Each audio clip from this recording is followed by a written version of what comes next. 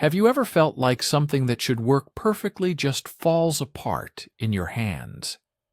That the very thing you placed all your hopes on becomes your biggest disappointment?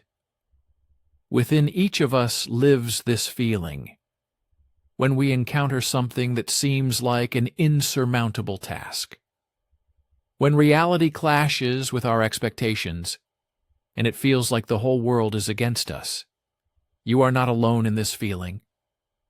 I myself have many times faced situations where a solution seemed impossible, and an escape from a dead end, a mirage. But it is precisely in such moments that the most brilliant ideas are born, ideas that change everything. Today, we will delve into a story that will show how one foolish idea saved an entire nation. We will uncover a secret that silenced even the most skeptical engineers. And believe me, after this video, you will look at your own unsolvable problems in a completely new way. Stay with us and watch until the end. We would be especially grateful for a like and a subscription. And of course, let us know in the comments where you are watching this video from. Autumn 1943. At the Supermarine Aviation Works in Southampton, beneath the incessant drumming of rain on the hangar roof, a drama unfolded that could cost Britain victory in the war. Every drop of water seemed to mark time the nation could not afford to lose. Inside, under the harsh glare of industrial lamps, mechanics bustled around the sleek fuselage of the aircraft destined to become the Royal Air Force's most formidable weapon. The Spitfire Mark 21 embodied everything the Allies needed: speed, firepower, and the legendary maneuverability that had saved Britain during the darkest days of the Blitz. But something had gone catastrophically wrong. Stay with us and watch until the end.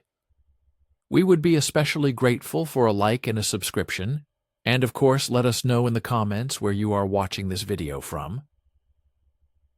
Squadron Leader James McKinnon struggled out of the cockpit, his flight suit soaked through with sweat despite the October chill. His hands trembled slightly as he removed his leather gloves, not from fear, but from the sheer physical exhaustion caused by wrestling 2,000 horsepower of barely controllable fury in the skies over Hampshire. The new Rolls-Royce Griffin engine had transformed his beloved Spitfire into something more akin to riding a wild Mustang than flying an aircraft. "How bad?" asked Chief Engineer Malcolm Whitfield, already reading the answer in McKinnon's expression. "At 350 miles per hour, she wants to roll so violently to the left that I nearly entered a spin," McKinnon replied, his Scottish accent thick with frustration. "The torque from that damned engine. It feels like the propeller is trying to rip the nose right off the aircraft. Above 400 miles per hour. Forget it. No pilot in the world could hold her straight in a combat situation." The numbers painted a grim picture. The Griffin 65 engine developed 150 horsepower at sea level, nearly double the power of the original Merlin engine that propelled earlier Spitfire variants. This untamed power was meant to push the aircraft to over 470 miles per hour, making it faster than any German fighter in the sky. However, the immense torque reaction, the equal and opposite force described by Newton centuries ago, twisted the entire airframe with such ferocity that pilots could not maintain level flight at combat speeds. Whitfield ran his hand over the propeller hub, feeling the faint vibration that never quite ceased, even with the engine off. The engineering challenge was brutally simple in concept, but devastatingly complex in execution. Every rotation of that massive, four-bladed propeller created a rotational force that tried to yaw the aircraft in the opposite direction.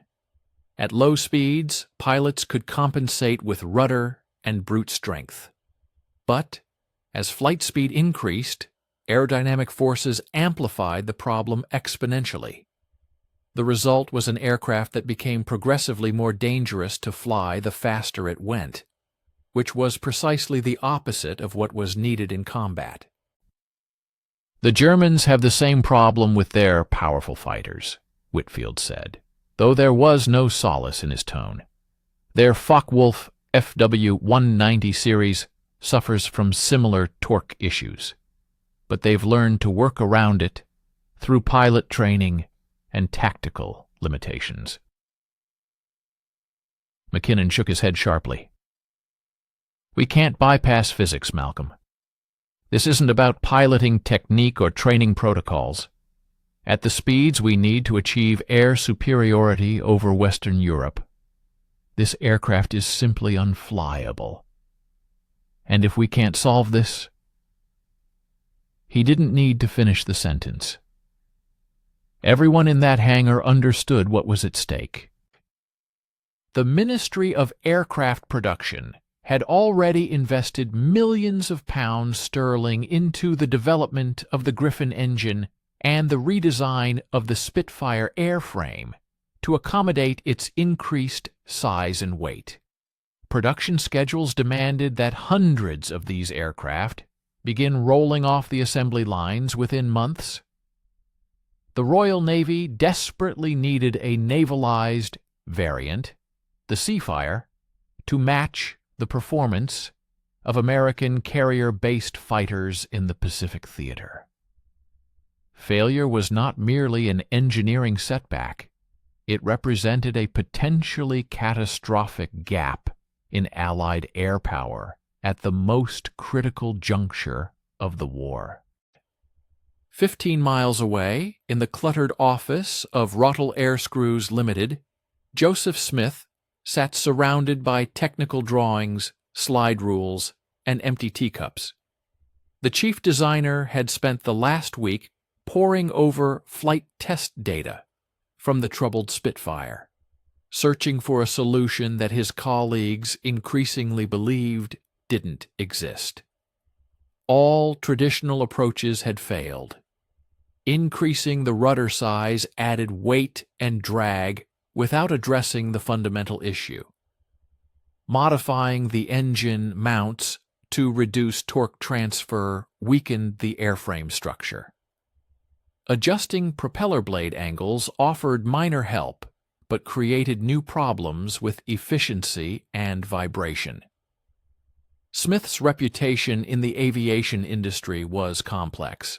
At 42, he possessed an intuitive understanding of aerodynamics bordering on genius, yet his solutions often seemed overly complex or impractical to more conservative engineers.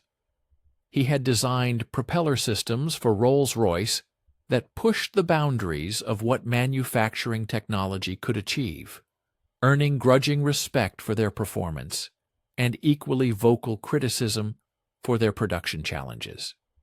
His colleagues at Rottle had learned to expect the unexpected from Smith, though few were prepared for what he proposed that gray October afternoon. Imagine a gray October day in 1943. The air is thick, not only with dampness, but also with a sense of impending doom. Your boldest idea, one capable of changing the game, is met with skepticism at best, ridicule at worst. It was in such conditions that a solution was born, one that seemed insane to most, but became the salvation for a legendary fighter. What if we told you that the most powerful version of the iconic Spitfire was nearly scrapped due to one seemingly insurmountable problem? In this video, we will reveal how a revolutionary idea, rejected by all, saved the Spitfire Mark 21, and what lessons anyone facing resistance to innovation can learn from it. Engineer Smith, a man whose name would soon enter history, did not see the Griffin engine's colossal torque as merely an insurmountable problem. He saw in it a force that could be tamed, not suppressed. His concept was both simple and brilliant. Instead of fighting the immense rotational energy of the powerful engine, he proposed harnessing it. The solution: coaxial contra-rotating propellers. Two sets of blades, mounted on the same shaft but rotating in opposite directions, would not merely cancel out each other's reactive torque. They promised unprecedented thrust efficiency, opening the way to unheard-of speeds and maneuverability. However, the path to realizing this idea was strewn with engineering obstacles, each seemingly insurmountable. The system required an incredibly complex gearbox, capable of driving both propellers from a single engine. This inevitably added weight and mechanical complexity to an aircraft already at the limits of its structural capabilities. The coaxial propellers had to be balanced with surgical precision to avoid catastrophic vibrations. This entire intricate assembly had to withstand the colossal stresses of combat maneuvering. And equally important, the system had to be reliable enough for mass production and field maintenance under wartime conditions. Any failure would mean not just a setback, but the loss of pilots' lives and a strategic defeat. Stay with us and watch until the end. We would be especially grateful for a like and a subscription. And of course, let us know in the comments where you are watching this video from. When Smith first presented his drawings to the Rolls-Royce engineering team, the reaction was immediate and unequivocally negative. Every word, every inflection betrayed profound skepticism. Senior engineer Robert Morrison bluntly called his creation a Rube Goldberg mechanical apparatus, whose production in the required volumes would be simply inconceivable. Charles Henley, head of production, voiced serious concerns about the inevitable increase in weight and maintenance complexity.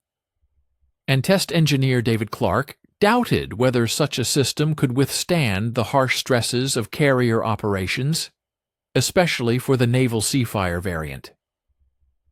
"It's simply too complex," Morrison declared emphatically during a heated meeting in Smith's office. His words echoed in the tense atmosphere, thick with unspoken irritation. "We are talking about creating, in essence, two complete propeller systems and having them interact perfectly. The gear ratios alone would demand a level of manufacturing precision that we can barely achieve in peacetime, let alone under the pressures of wartime production, when every second counts." Stay with us and watch until the end. We would be especially grateful for a like and a subscription. And of course, let us know in the comments where you are watching this video from. Smith, however, was not speaking idly. He had arrived not empty-handed, but with impeccable calculations, proving the viability of his idea. Yes, the coaxial system would indeed be heavier than a conventional single-propeller variant by approximately 200 pounds. This was a fact he did not deny. However, this weight increase was more than offset by the elimination of reactive torque, which allowed the aircraft to unleash its full speed potential. And more importantly, the increased propeller efficiency was projected to boost thrust by almost 15%. This was more than enough to offset the additional mass. The Spitfire Mark 21 could at last become the 470 mm interceptor the Royal Air Force so desperately needed to turn the tide of air battles. As autumn gave way to winter, the arguments surrounding Smith's foolish propeller design gained increasing traction. At stake was not merely the fate of Britain's most famous fighter, but also the balance of air power over the battlefields of Europe and the Pacific. And it was at this critical juncture, when all seemed lost, that the day arrived which would decide everything. What happened when Smith appeared before the senior leadership, we will tell you next. The Ministry of Aircraft Production's boardroom in London on the morning of November 15, 1943, resembled a tribunal more than an engineering conference. Every corner of the room seemed imbued with tension. Around the massive mahogany table gathered Britain's highest-ranking aviation officials. Their faces, etched with lines, bore the imprint of a war that had dragged on for 4 years, with no sign of relenting. Air Marshal Sir Wilfrid Freeman presided over the assembly with the grim efficiency of a man who had too often seen promising aviation projects collapse just when they were needed most. "Mr. Smith," Freeman began, his voice, honed by years of service in the Royal Air Force, resonating with an undeniable authority. "We have reviewed your proposal for this contra-rotating propeller system. I must admit, the initial reaction from our technical staff has been highly skeptical." He gestured with a nod towards a stack of reports that seemed to tower over Smith's modest folder of blueprints. "The general consensus is that your design introduces undue complexity at a time when we require proven and reliable solutions to secure air superiority." Smith, of course, had anticipated resistance, but the formal setting and the stern faces around the table made his throat tighten with nervous tension. These men, vested with authority, held the fate of all British aviation in their hands. Their decision would determine whether his months of meticulous calculations and sleepless nights had any meaning beyond a purely academic exercise. It was now or never. "Sir, with all due respect, I believe the complexity of this system is precisely what makes it effective," Smith replied, striving to keep his voice steady. "We are not merely adding new components. We are fundamentally addressing the reactive torque problem that has, until now, rendered the Griffin engine practically unusable at combat speeds, transforming our fighter into an uncontrollable monster." Sir Roy Fedden, Director of Technical Development, whose reputation as one of Britain's most distinguished engine designers lent particular weight to his skepticism, leaned forward. "Mr. Smith, your proposal envisions a gearbox system that would make this propeller assembly the most complex ever fitted to a fighter aircraft," he stated, not bothering to conceal his disbelief. "We're talking about coaxially rotating shafts, planetary reduction, and precision synchronization that must remain perfect under fierce combat conditions. The maintenance requirements alone could ground entire squadrons, leaving them on the tarmac instead of fighting in the sky. Stay with us and watch until the end. We would be especially grateful for a like and a subscription. And of course, let us know in the comments where you are watching this video from." Smith, however, was not speaking idly. He had arrived not empty-handed, but with impeccable calculations, proving the viability of his idea. Yes, the coaxial system would indeed be heavier than a conventional single-propeller variant by approximately 200 pounds.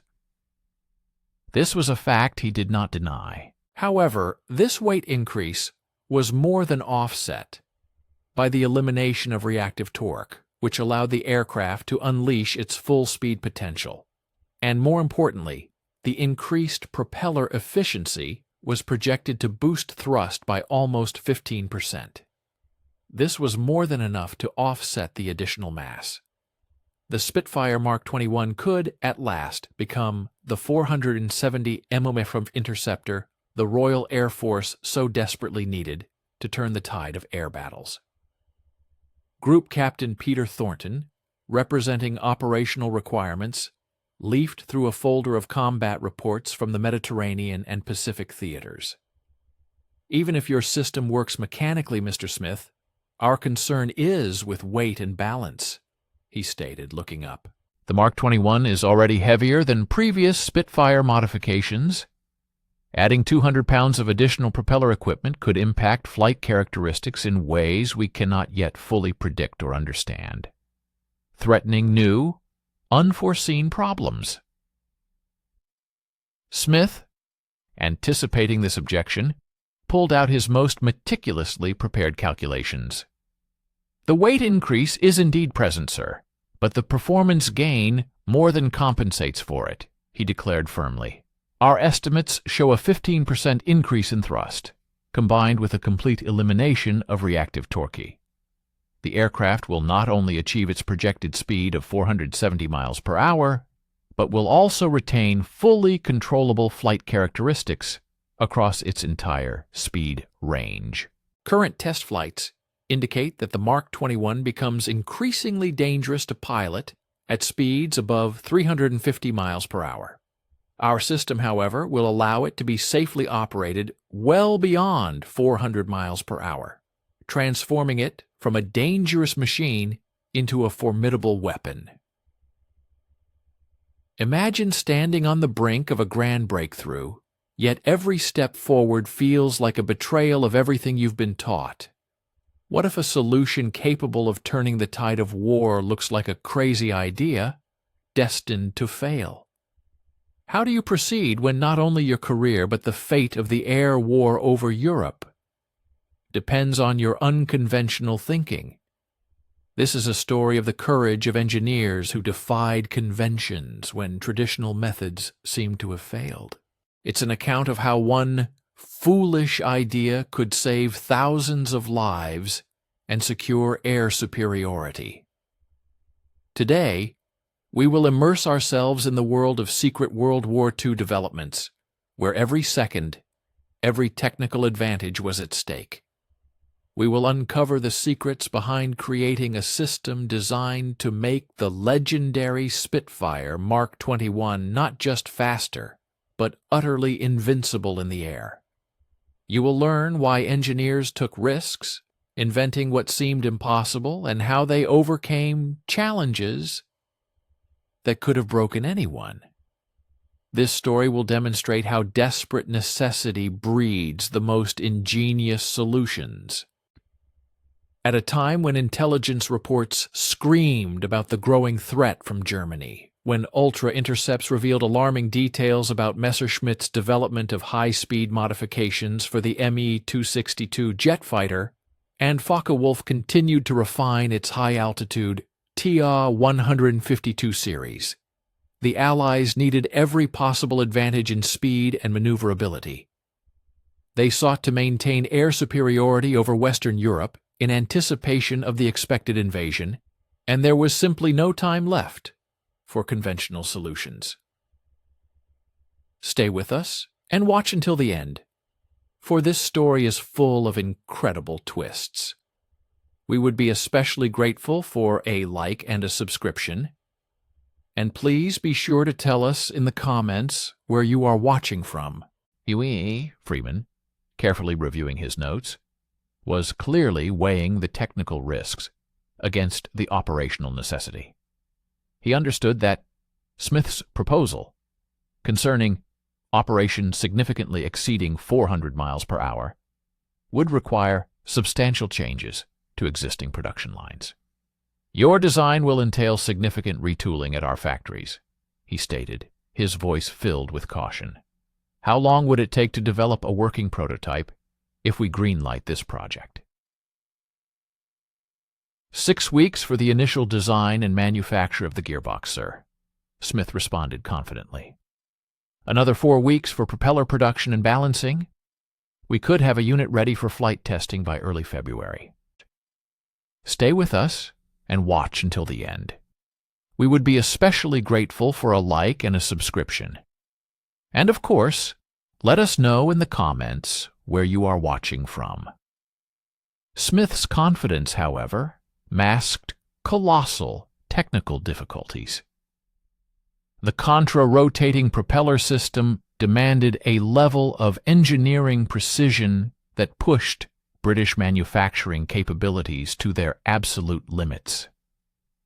Each propeller had to be individually balanced with tolerances measured in fractions of an ounce, while the gearbox required gear-cutting precision typically reserved for marine chronometers.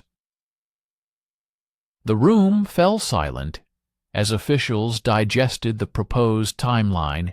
6 months had passed since the initial problematic flight tests of the Griffin-powered Spitfire, Mark 21, and pressure from operational squadrons was mounting.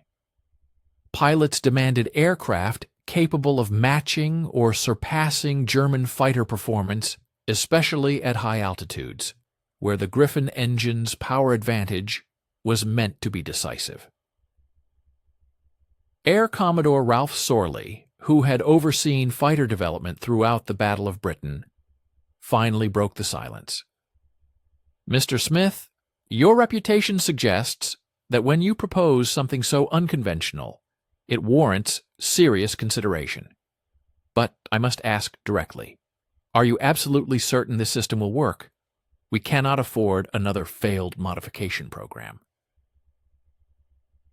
Smith met Sorley's gaze directly. "Sir, I'm staking my career on it.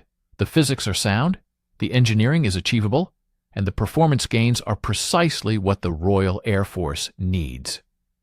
A Spitfire, Mark 21, with contra-rotating propellers, will be the fastest, most agile fighter in the world."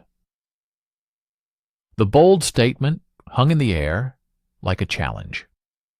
Freeman exchanged glances with his colleagues, recognizing that Smith's confidence carried the weight of genuine technical expertise. This was the man who had designed propeller systems for some of Britain's most successful aircraft, and his track record suggested that his unconventional solutions often succeeded where traditional approaches failed. "Very well," Freeman finally stated. "We will authorize a limited development program, 1 prototype installation, full flight testing, and a comprehensive performance evaluation. But understand, Mr. Smith, if this system fails, or if it delays Mark 21 production by even a month, the consequences will extend far beyond your career."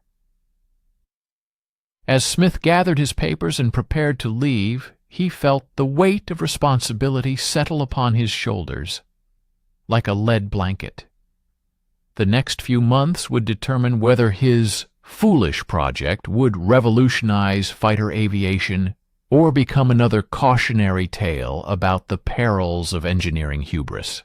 Either way, the legacy of the Spitfire, and perhaps the outcome of air battles over Europe, now depended on gears, shafts, and propellers spinning in directions that defied all traditional notions of aircraft design.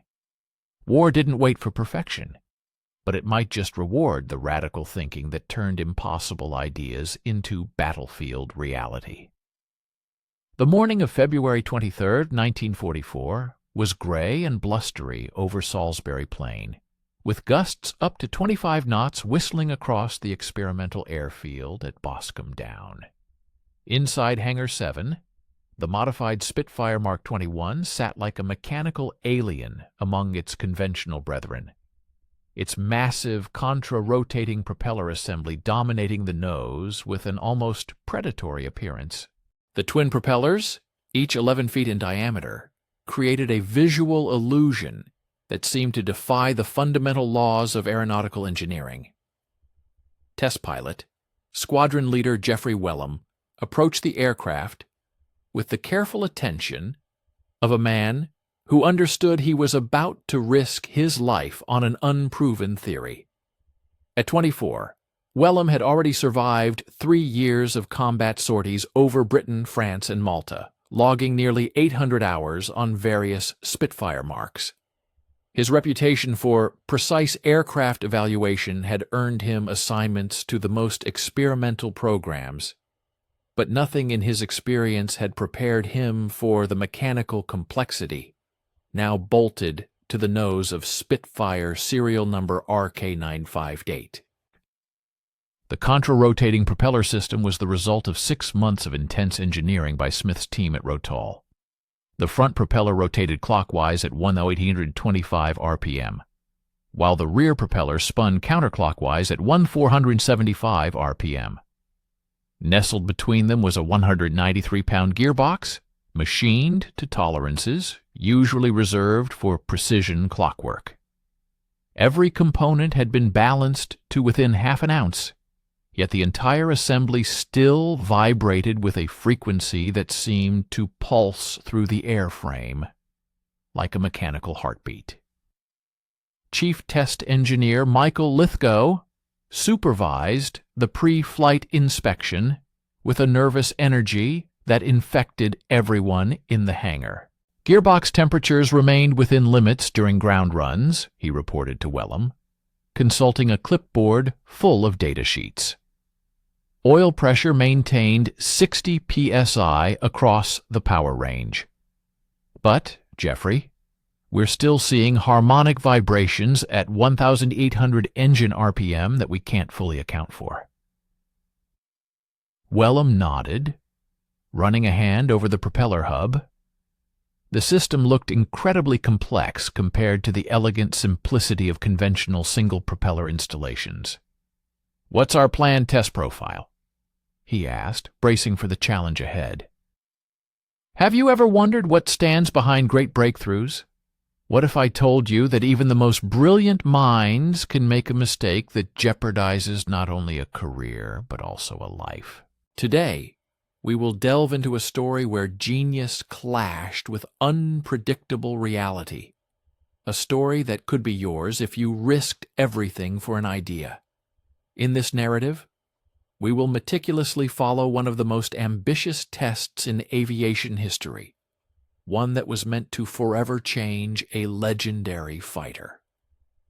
Lithgow, in charge of the tests, laid out a clear plan.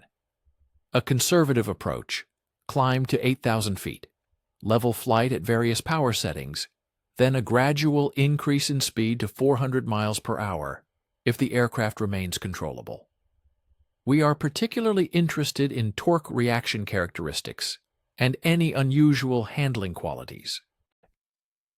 Chief Designer Smith stood silently by the aircraft's left wing, his face betraying none of the deep anxiety that had plagued him for the past week.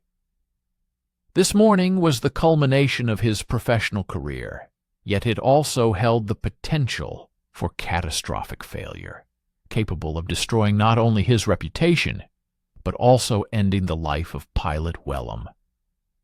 Every figure had been double-checked, every component tested to its breaking point. And yet, aircraft design had always remained as much an art as a science. Stay with us and watch till the end, as there are many more exciting moments ahead. We would be especially grateful for a like and a subscription.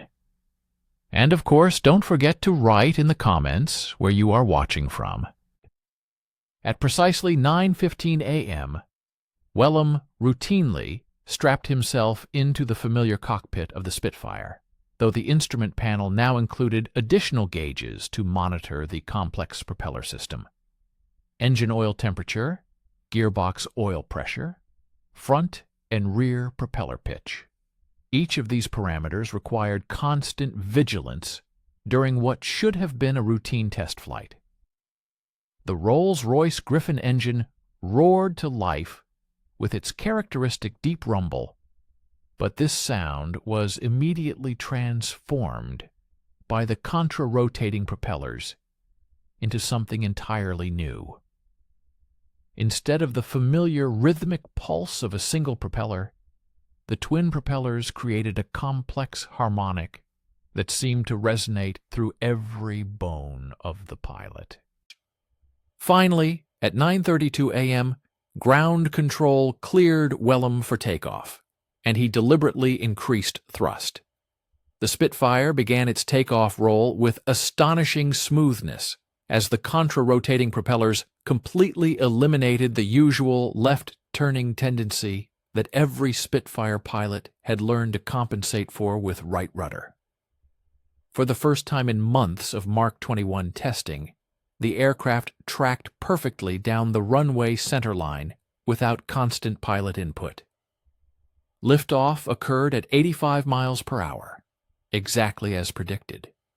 But Wellham immediately noticed something was amiss. Stay with us and watch till the end, as there are many more exciting moments ahead.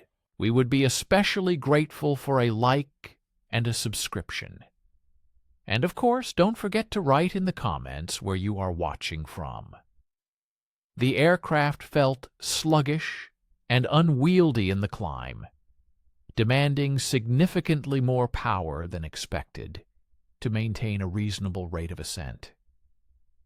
The additional weight of the propeller system was clearly impacting flight performance far more severely than Smith's calculations had suggested. By the time Wellham reached 5,000 feet, he was using almost full throttle to maintain a climb rate of 2,000 feet per minute, performance that should have been easily achievable at 75% power. Boscombe Control, this is Test 27, Wellham, he radioed. I'm experiencing higher than expected power requirements for a normal climb. Requesting permission to level off at 6,000 feet. For handling evaluation. The reply came immediately in his headset. Test 27. You are cleared for level flight. How's she handling? Wellham reduced power to cruise settings and was astonished by the aircraft's response. Despite the climb issues, the Spitfire felt remarkably stable in level flight. The elimination of torque reaction had transformed the aircraft's handling characteristics in ways that went far beyond simple directional control. The entire airframe felt more cohesive, more predictable, as if the contra-rotating propellers had somehow tamed the wild energy of the Griffin engine. At 300 miles per hour, an aircraft that had previously tried to roll uncontrollably now flew with the steady precision of a much smaller, less powerful fighter. Wellham experimented with gentle turns, steep banks, and rapid changes in direction, finding that the Mark 21 responded with a nimbleness that seemed impossible for such a large and heavy aircraft. The elimination of torque reaction had restored the legendary Spitfire handling that had made the type famous during the Battle of Britain. But as Wellham increased thrust to maximum power, the aircraft's performance became truly alarming.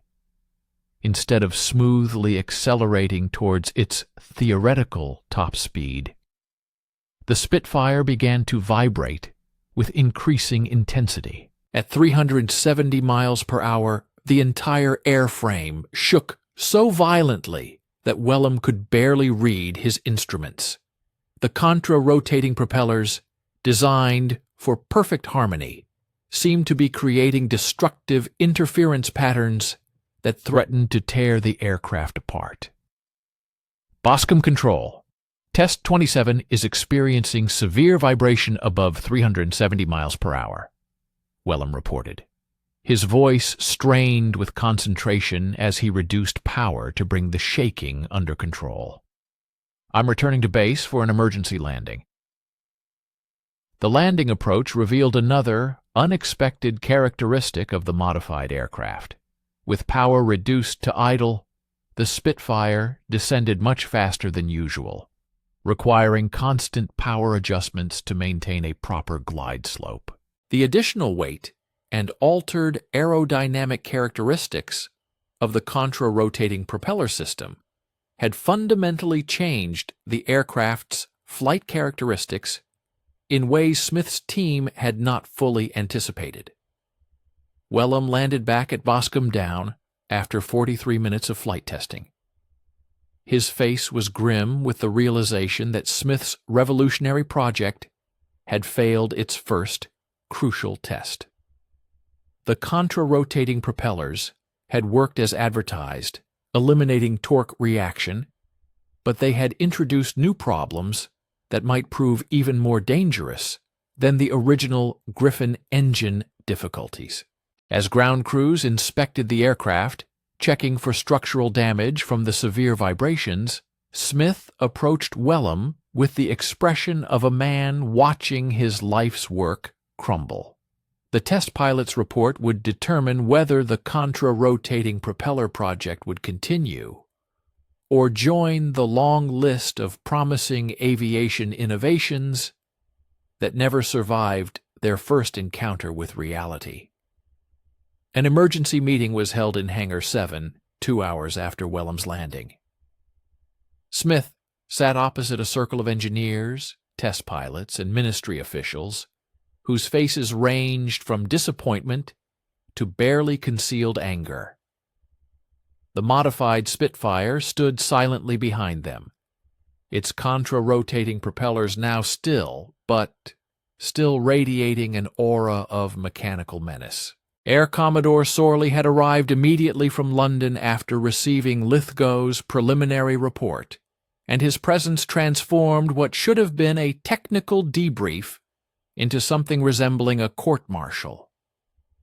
Have you ever poured your heart and soul every waking hour into a project that seemed destined to be a breakthrough, only for it to teeter on the brink of collapse at the critical moment? That's the heartbreaking feeling when a brilliant, game-changing idea suddenly reveals a fatal flaw, threatening to undo months of tireless work and jeopardize your entire reputation.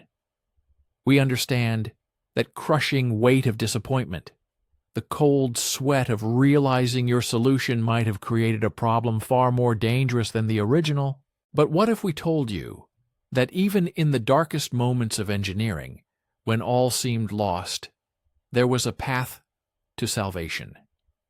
Today we delve into a story that will show how courage and deep analysis can transform a seemingly insurmountable technical failure into a true triumph. You'll learn why sometimes solving one problem can create a catastrophe far more dangerous than the original, and how precisely that catastrophe became the key to unprecedented success. Stay with us and watch till the end. We'd be especially grateful for a like and a subscription. And of course, tell us where you're watching from in the comments.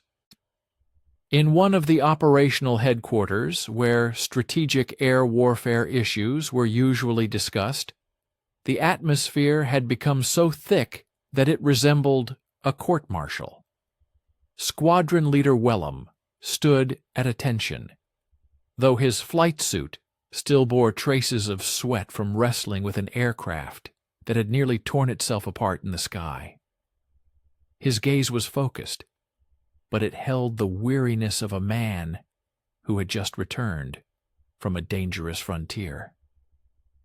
"Squadron Leader Wellham," Sorley began, his voice, burdened with the weight of institutional authority, cut through the silence. "Please give us your full assessment of the aircraft's flight performance during today's test." Wellham took a deep breath, collecting his thoughts. "Sir, the contra-rotating propellers completely eliminated torque reaction during takeoff and low-speed flight. The aircraft tracked straight down the runway without any rudder input, and handling at speeds up to 300 miles per hour was exceptional. Arguably the best of any Spitfire variant I've ever flown." A murmur of surprise rippled through the assembled engineers. Despite the dramatic end to the flight, Wellham's initial assessment indicated that Smith's core concept had successfully addressed the Griffin engine's main problem. However, just as hope began to emerge, Wellham continued, his tone turning much grimmer foreshadowing something unsettling. Nevertheless, sir, above 370 miles per hour, the aircraft encountered severe vibrations that made further speed increases impossible. The entire airframe shook so violently that I feared structural failure. Furthermore, climb performance was significantly degraded. We required almost full power to achieve climb rates that should have been possible at 75% thrust. At this point, Smith, the project's chief designer, felt the weight of failure descend upon his shoulders like a lead blanket. 6 months of meticulous calculations, extreme manufacturing precision, and professional reputation had led to an aircraft that performed brilliantly at low speeds, but became uncontrollable precisely when maximum performance was required. The irony was bitter. He had solved the torque problem only to create vibration issues potentially more dangerous than the original difficulties. Stay with us and watch till the end. We'd be especially grateful for a like and a subscription. And of course, tell us where you're watching from in the comments. Chief Engineer Lithgow, a man of years of experience and an analytical mind, intently studied his data tablet, desperately searching for explanations that might somehow salvage the situation from complete failure. Our ground tests showed harmonic vibrations at certain engine RPMs, but nothing approached the severity squadron leader Wellham experienced in flight. Aerodynamic loads at high speeds appeared to be exciting resonances in the propeller system that we did not anticipate. Director Fedden, known for his reputation for technical precision, leaned forward, his questions particularly sharp. Mr. Smith, your initial calculations supposedly accounted for the aerodynamic forces acting on the propeller assemblies. How do you explain this discrepancy between predicted and actual performance? Smith had spent the last 2 hours analyzing precisely this question, and his answer laid bare a fundamental challenge of wartime aviation engineering. Sir, our calculations were based on static ground tests and wind tunnel data. The interaction of two contra-rotating propellers in real-world flight conditions, especially at high speeds, creates aerodynamic phenomena that are exceedingly difficult to predict without actual flight testing. The tip vortices appear to be creating destructive interference patterns that were not evident in our laboratory work. This explanation was technically accurate, but offered little comfort to officials who had invested months and significant resources in Smith's experimental design.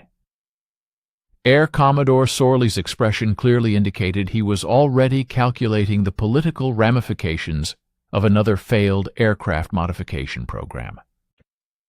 The question now, Sorley stated grimly, is whether these problems can be resolved within a reasonable time frame, or if we should abandon this approach entirely and focus on conventional solutions to the Griffin's torque issues. Smith felt his career hanging by a thread, but his engineering instincts refused to accept defeat without exploring every possible solution. Sir, I believe the vibration problems can be mitigated by modifying the propeller blade design and the gearbox synchronization. The fundamental concept remains viable. We simply need to eliminate the aerodynamic interference causing the destructive resonance. Test pilot Whelm, despite risking his life during the morning flight, unexpectedly supported Smith's position. With all due respect, sir, the aircraft's handling at speeds up to 370 miles per hour was remarkable. If Mr. Smith can resolve the high-speed vibration issue, we could have an aircraft that combines the power of the Griffin engine with handling characteristics that surpass any fighter currently in service. Silence filled the room as officials weighed the conflicting demands of technical perfectionism against operational urgency. Allied intelligence reports indicated that German aircraft manufacturers were rapidly developing new high-performance fighters, while the invasion of Western Europe, still months away but already consuming vast planning resources, demanded absolute air superiority over the battlefield. Smith seized the moment of uncertainty to present his proposed solution. Vibration analysis suggests the problem lies in the relationship between propeller blade angles and rotational speeds. By altering the gear ratios to change the speed differential between the front and rear propellers, we can shift the harmonic frequencies away from critical resonance points. Additionally, modifying the blade twist distribution should reduce tip-vortex interaction. Lithgow looked up from his calculations with cautious optimism. The modifications Mr. Smith describes will require approximately 3 weeks of machine shop work and another week for rebalancing the entire system. We could have the aircraft ready for a second phase of trials by mid-March. Air Commodore Sorley consulted his pocket watch, clearly calculating the timeline against competing priorities.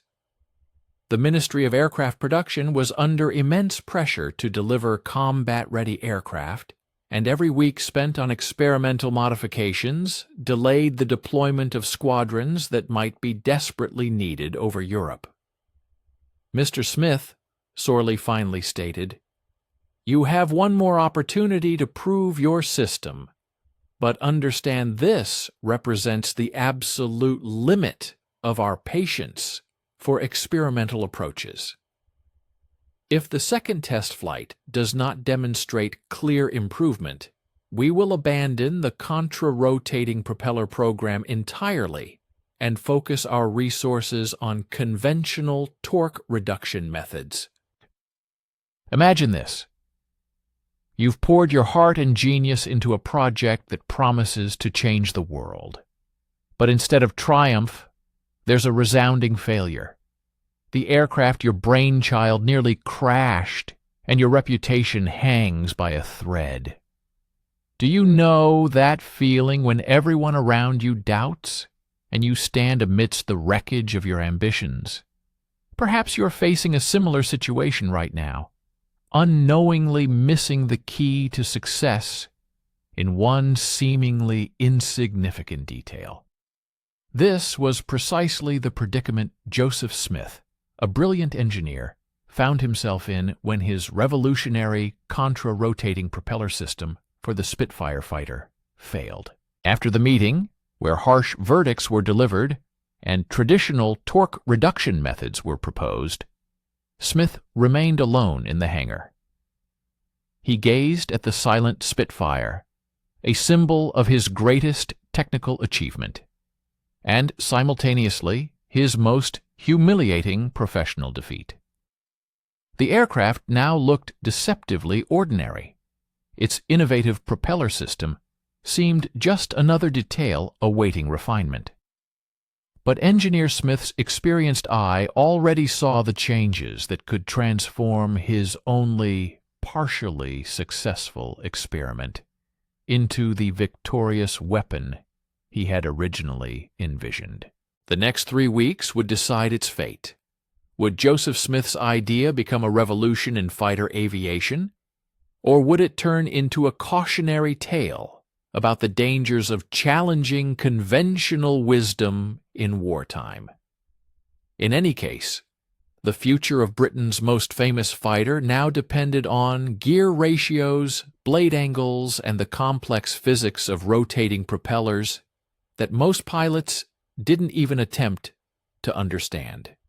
In the deepening twilight of a February evening, Smith began sketching modifications that could either vindicate his radical thinking or permanently end his career in the aviation industry.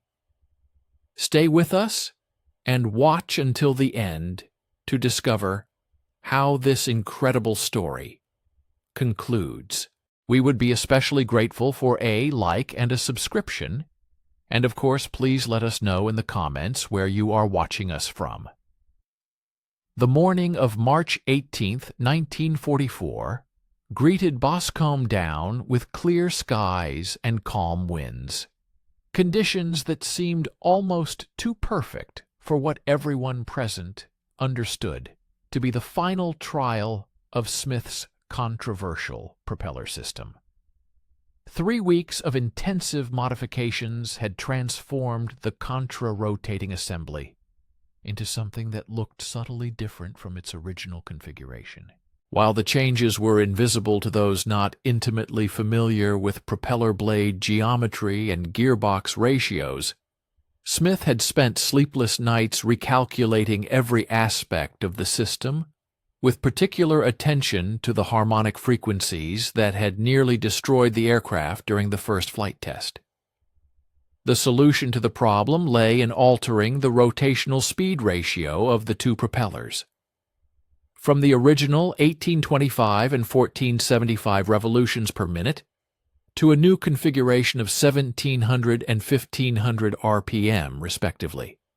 This closer speed differential was intended to shift critical resonant frequencies outside the aircraft's normal operating range while preserving the torque-canceling effect that made the system so valuable. Additionally, Smith's team modified the blade twist distribution on both propellers, reducing aggressive angle changes near their tips that contributed to vortex generation.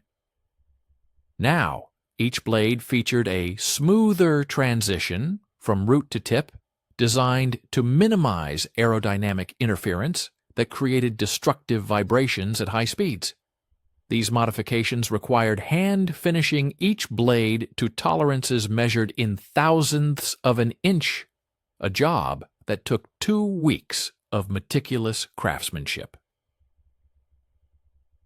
And once again, we want to remind you, stay with us and watch until the end because this is just the beginning. We would be especially grateful for a like and a subscription, and please be sure to write in the comments where you are joining our story from. Squadron Leader. Whelm approached the modified Spitfire with a cautious optimism that was, however, heavily overshadowed by vivid memories of the catastrophic conclusion of his previous flight.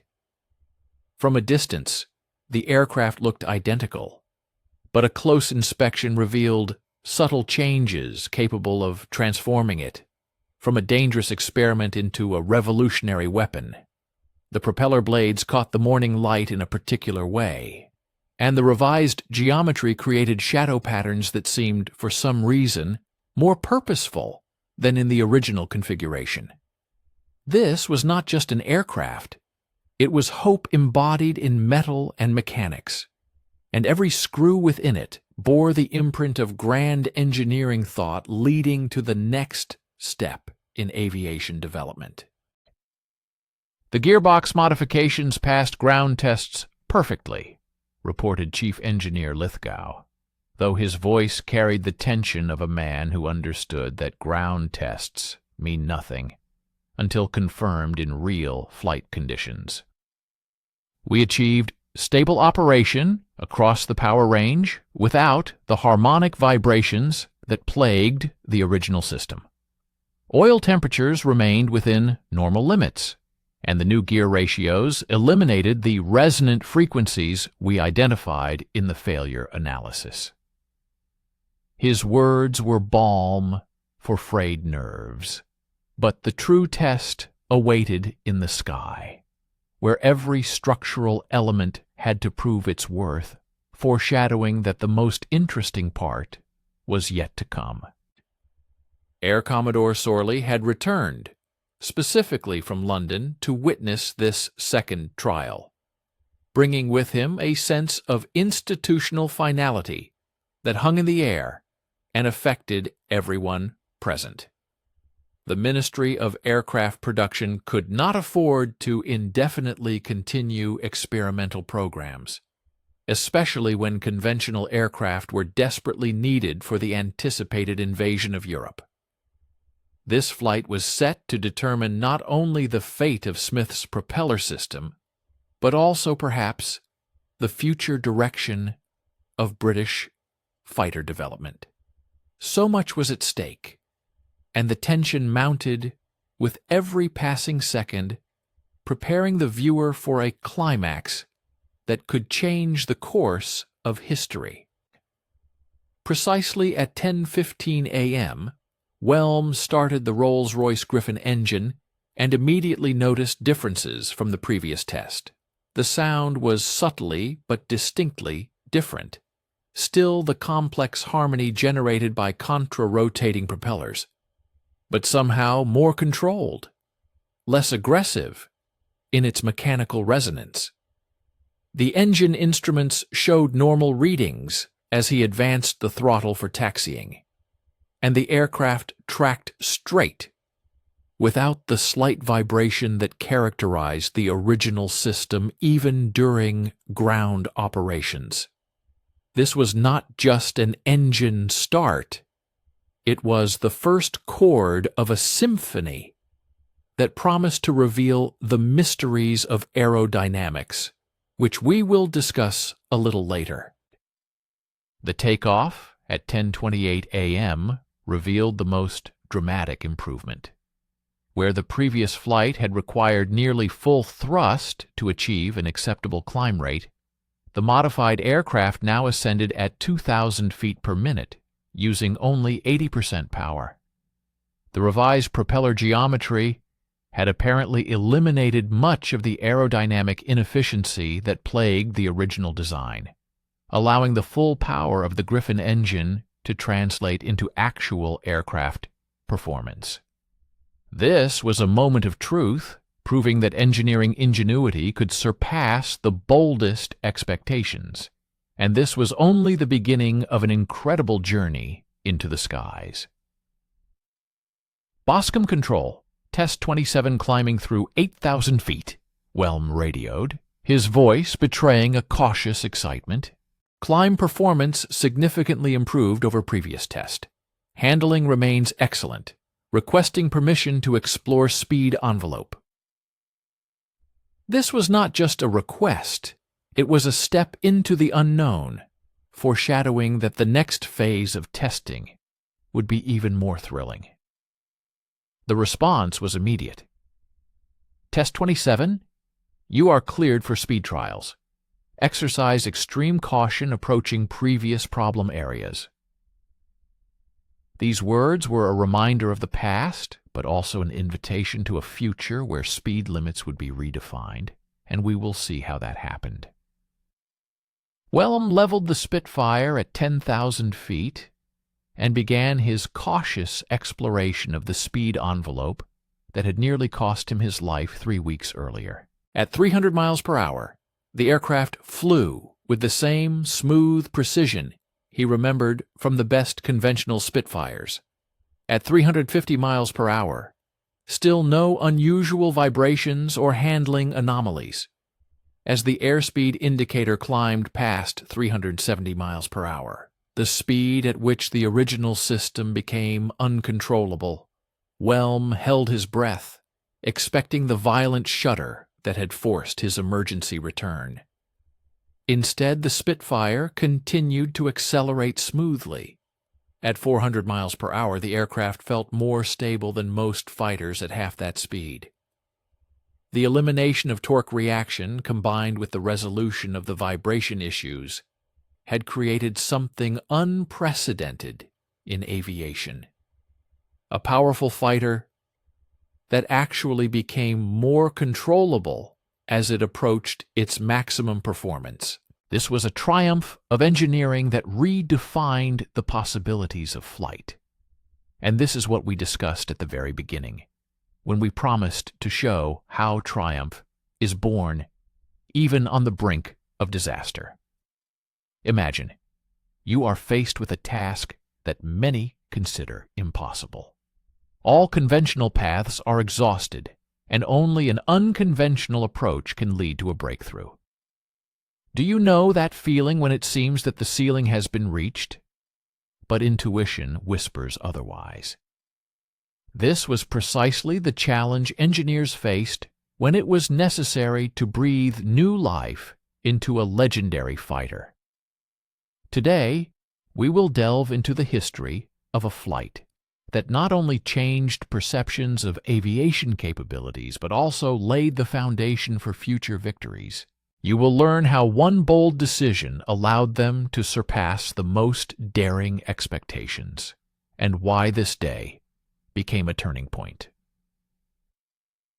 Boscombe Control. Test 27 has reached 410 miles per hour with no adverse handling characteristics, Whelm reported, his voice now conveying genuine excitement rather than habitual caution. He added that the aircraft exhibited complete stability and excellent responsiveness. The pilot emphasized that these were truly outstanding figures. From the control tower, Smith, armed with binoculars, watched as his modified Spitfire executed precise turns against the blue Hampshire sky. The contra-rotating propellers transformed the colossal power of the Griffin engine into speed and maneuverability that seemed to defy the laws of aviation physics. This spectacle confirmed not only months of meticulous technical work, but also his deep conviction that traditional approaches were insufficient for the challenges of modern warfare. Stay with us and watch until the end. We would be especially grateful for a like and a subscription. And of course, let us know in the comments where you are watching us from. Whelm continued the trials for another 25 minutes, meticulously exploring every facet of the aircraft's operational capabilities. High-speed dives showed the Spitfire could exceed 450 miles per hour in a controlled descent, without encountering the compressibility issues that plagued many high-performance fighters of the era. Sharp turns at maximum power demonstrated handling that combined the agility of early Spitfire marks with the unbridled performance of the Griffin engine. At 11:32 a.m., Whelm landed and taxied into the hangar with the expression of a pilot who had just experienced something truly revolutionary. As he shut down the engine and climbed out of the cockpit, his first words, addressed to the assembled engineers and officials, carried the weight of professional experience accumulated over years of combat flying. "Gentlemen," Whelm solemnly declared, removing his flying helmet and looking directly at Smith, "what you have created is not merely an improved Spitfire. It is the finest fighter I have ever had the privilege to fly. The combination of speed, handling, and control surpasses anything currently in service with any air force in the world." Stay with us and watch until the end. We would be especially grateful for a like and a subscription. And of course, let us know in the comments where you are watching us from. Air Commodore Sorley approached Smith with an expression that had transformed from skeptical authority to restrained admiration. The successful test flight had validated not only a technical approach, but also the strategic decision to pursue unconventional solutions to seemingly intractable problems. "Mr. Smith," Sorley formally stated, "I believe congratulations are in order. Your contra-rotating propeller system has exceeded our most optimistic performance predictions. Now the question is how quickly we can begin production modifications for operational squadrons," he added. As the small group of engineers and officials gathered around the modified Spitfire, Smith felt the satisfaction of his ideas being vindicated, tempered, however, by the awareness of the immense challenges that lay ahead. Proving his system's viability was just the beginning. Transforming experimental success into a battlefield advantage would require manufacturing precision, pilot training, and logistical support on a scale that would test Britain's wartime industrial might to its limits. But in that moment, standing beside the aircraft that had turned his radical idea into a demonstrated reality, Smith allowed himself to envision contra-rotating Spitfires dominating the skies over Europe. Their incredible speed and maneuverability, he believed, would secure the air superiority that could determine the outcome of the war itself.